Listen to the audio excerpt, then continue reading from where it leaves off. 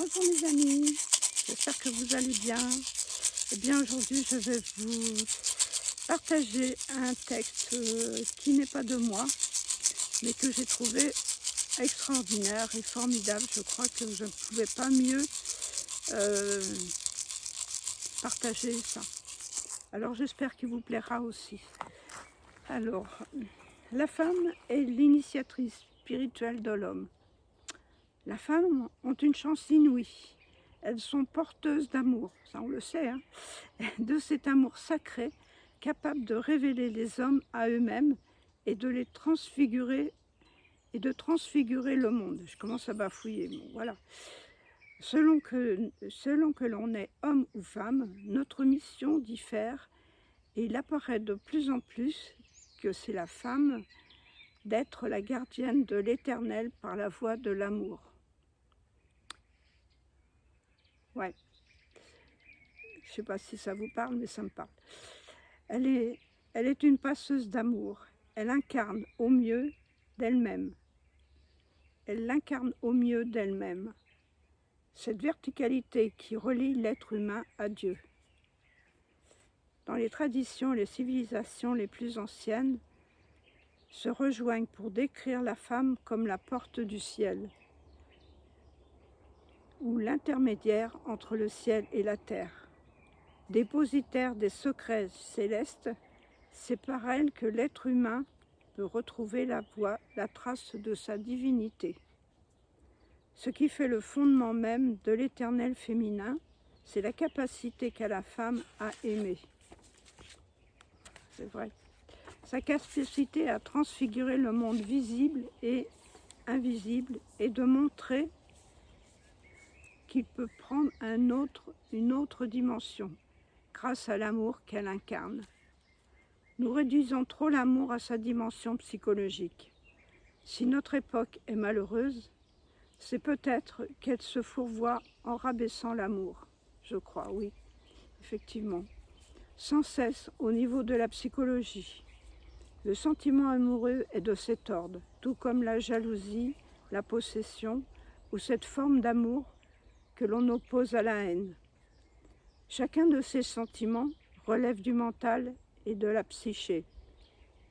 Un domaine obscur, compliqué, toujours en proie au remords et au tourment. Mais l'amour dont je parle est sacré. Et quand on le vit, on rentre dans une autre dimension d'éternité. Ça fait chaud au cœur. De pure offrande, de pure louange.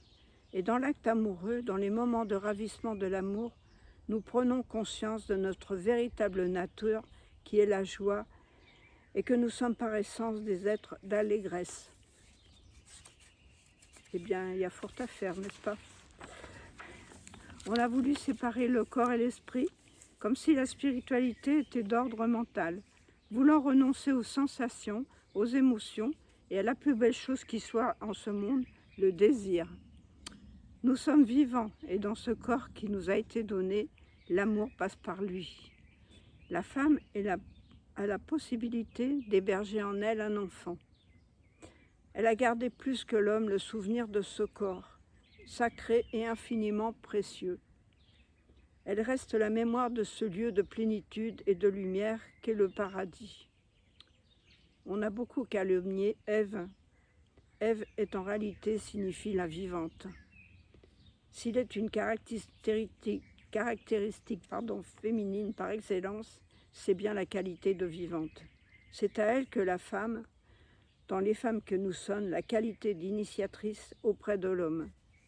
Une initiation n'a rien à voir avec le Kama Sutra ou les jeux sexuels. C'est la Tsaki qui danse sur le corps de Shiva. Dans l'acte amoureux, elle fait cadeau de son corps à lui. Elle lui donne le sens de son corps à lui. Il est rare que l'homme ait un contact amical et juste avec son corps. Il n'éprouve aucune reconnaissance avec son corps. C'est bien possible, vu les expériences. Mais dans l'étreinte, l'amour prend conscience de son corps est infiniment plus grand qu'un corps. prend conscience que son corps est infiniment plus grand qu'un corps. C'est important ça. Il s'éveille à cette dimension d'éternité où tout se rejoint, le corps, l'esprit, l'âme, le ciel, la terre, ici et là-bas. C'est elle qui tend à l'homme un miroir, qui l'unit qui l'insiste à se hisser jusqu'au plus haut, au plus beau, au plus rare de lui-même. Celle qui lui murmure qu'il doit se mettre au monde et découvre en lui cet être de lumière qu'il est fondamentalement. Un rôle douloureux et exaltant.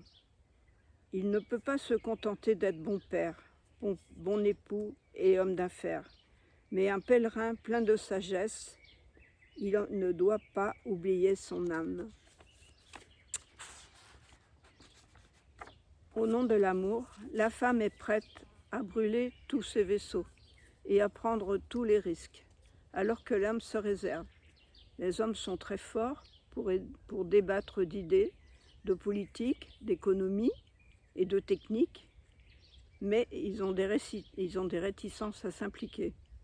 Ils ont un mal fou à parler de leurs émotions et s'accrochent à des concepts. Les femmes ont une parole beaucoup plus incarnée.